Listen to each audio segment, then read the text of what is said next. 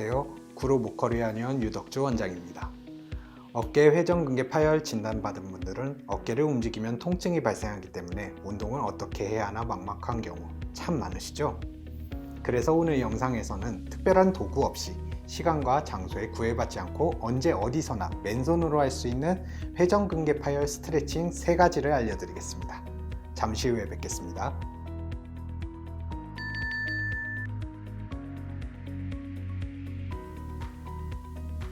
인터넷에서 회전근개 파열 운동이라고 알려진 영상을 보면 대부분 고무줄 같은 특별한 도구를 사용하는 경우가 많습니다.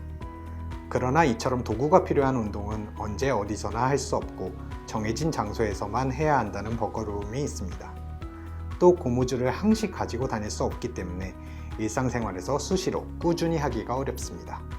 반면 오늘 알려드리는 맨손 운동은 기구가 필요 없어 언제 어디서나 쉽게 할 수 있고 무게에 대한 부담이 없기 때문에 운동으로 인한 추가적인 손상 가능성을 낮춰준다는 장점이 있습니다.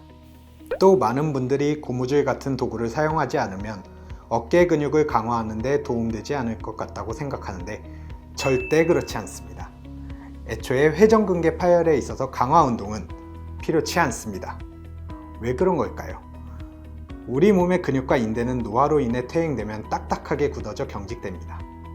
어깨 근육도 마찬가지로 어깨의 가동 범위가 줄어들면서 관절뿐 아니라 어깨 주변 근육과 인대들이 약화되기 때문에 운동을 통해 약화된 본래 기능만 회복시켜줘도 충분한 운동 효과를 볼 수 있습니다. 즉, 회전근개 파열 운동의 핵심은 퇴행으로 굳어진 어깨 관절을 올바른 방향으로 움직여줌으로써 근육과 인대를 유연하게 만들고 본래 관절이 움직이던 가동 범위를 확보하는 것입니다. 또 어깨는 허리나 무릎과 달리 체중 부하가 없기 때문에 특별한 강화 운동이 필요치 않고 나이가 많을수록 어깨 근육을 강화해야 할 만큼 큰 힘이 필요하지 않습니다. 따라서 일상생활을 하는데 지장이 없을 정도로 굳어진 어깨 근육의 기능을 회복할 정도로만 운동을 하면 됩니다. 그렇다면 어깨 근육의 기능을 회복하기 위해선 어떤 운동을 해야 할까요? 자, 본격적으로 회전근개 파열 운동을 소개해 드리겠습니다. 회전근개 파열 첫 번째 운동은 노머니 운동, 일명 돈 없어 운동입니다. 노머니 운동은 이미 영상을 통해 소개해 드렸는데 마치 돈이 없을 때 취하는 동작과 비슷하다 하여 붙여진 이름입니다. 자, 우선 가슴을 똑바로 펴고 선 상태에서 팔이 몸과 90도 각도를 이루도록 팔꿈치를 굽혀줍니다. 이때 손바닥은 하늘을 향하도록 합니다. 팔꿈치는 그대로 몸통에 붙인 상태에서 팔만 몸 바깥쪽으로 천천히 벌려줍니다. 이후 천천히 숨을 내쉬며 다시 제자리로 돌아옵니다. 주의사항을 미리 말씀드리면 오늘 알려드리는 3가지 운동 모두 통증이 발생하지 않는 범위까지만 가동 범위를 움직여야 하고 양손을 동시에 해도 되고 한 손씩 번갈아 가며 해도 좋습니다. 노머니 운동은 팔을 몸 바깥으로 벌리는 과정에서 어깨가 몸 안쪽으로 말린 라운드 숄더도 함께 펴주는 효과가 있으며 회전근개 파열이 있다면 라운드 숄더도 함께 있을 가능성이 높기 때문에 자주 해주는 것이 좋습니다. 어깨 충돌 증후군이나 어깨 통증이 있는 분들도 노머니 운동을 통해 말린 어깨를 자꾸 펴줘야 회전근개 파열을 예방할 수 있습니다. 또 평소 등이 굽었다는 이야기를 듣는다던가 거북목이 있어 목 통증이 있는 분들은 치맥 운동도 함께 해주시는 것이 좋습니다. 언제 어디서나 할 수 있는 회전근개 파열 두 번째 운동, 바로 문 열고 닫기 운동입니다. 노머니 운동과 마찬가지로 가슴을 똑바로 펴고 선 상태에서 팔꿈치를 굽혀 옆구리에 붙여준 뒤 앞에 놓인 가상의 문을 열고 닫는다는 생각으로 팔꿈치를 살짝 뒤쪽으로 당겼다가 다시 앞으로 쭉 밀어줍니다. 문 열고 닫기 운동을 포함해서 오늘 알려드리는 3가지 운동 모두 최대한 힘을 빼고 천천히 호흡하며 정확히 어깨 관절만 움직이며 운동하는 것이 중요합니다. 왜냐하면 동작을 크게 할수록 어깨 관절만 움직이는 것이 아니라 어깨 바깥쪽에 있는 삼각근이나 이두근, 삼두근, 승모근과 같은 큰 근육들이 쓰이기 때문입니다. 이러한 큰 근육들이 움직이면 회전근개의 기능을 회복하는 데는 다소 효과가 떨어지기 때문에 크지 않은 동작으로 어깨 관절만 움직여야 회전근개에 대한 제대로 된 운동 효과를 볼 수 있습니다. 따라서 처음 시작할 때 팔꿈치가 너무 뒤로 빠지지 않도록 주의하고 만약 팔꿈치를 앞으로 밀었을 때 통증이 있다면 살짝 구부린 상태로 통증이 없는 범위까지만 밀어주는 것이 좋습니다. 문 열고 닫기 운동 역시 양손을 앞뒤로 한 번에 움직이면서 해도 되고 앞쪽과 뒤쪽 각각 따로따로 운동을 해도 좋습니다. 자, 그렇다면 회전근개 파열 스트레칭 마지막 동작은 무엇일까요? 잠시 후에 뵙겠습니다.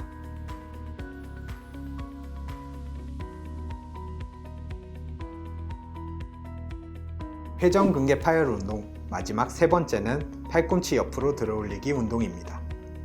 마찬가지로 가슴을 똑바로 펴고 선 상태에서 팔이 몸과 90도 각도를 이루도록 팔꿈치를 굽혀줍니다.